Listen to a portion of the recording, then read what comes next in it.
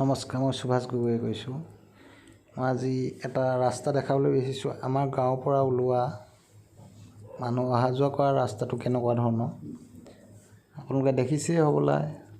এনেকুৱা জৰ্জীৰ্ণ অৱস্থাত আছে মানুহখন, ওলাই সোমাবলৈ বহুত অসুবিধা হয়। আজি মই এফালে যাবলৈ কাৰণে গাড়ী এখন লৈ ওলাই আহিছিলোঁ।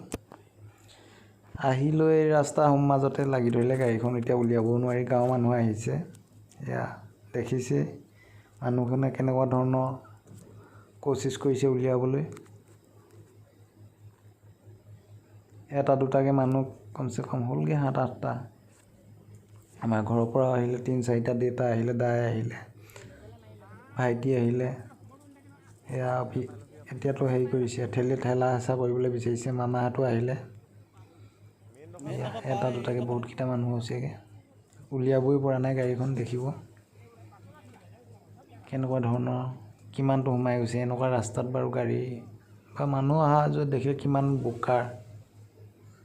চৰকাৰেতো দেখিয়ে পোৱা নাই। চৰকাৰে যদি দেখিলেহেঁতেন কমচে কম বনাই দিলেহেঁতেন। গাঁৱৰ মানুহ যদি কিবা এটা কৰিলেহেঁতেন, ৰাস্তাটো ইমান দিনে হ'লহেঁতেন হ'বলা।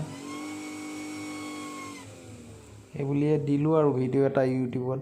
যদি ভাল লাগিলে শ্বেয়াৰ কৰে, এনেকুৱা এটা ৰাস্তা আছে বুলি। কমেণ্ট কৰিব, ছাবস্ক্ৰাইব কৰি দিব। থেংক ইউ, ধন্যবাদ।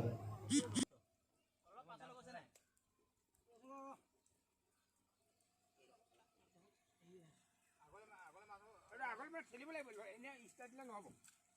ঠেলি কোনে লগত ঠেলিব লাগিব।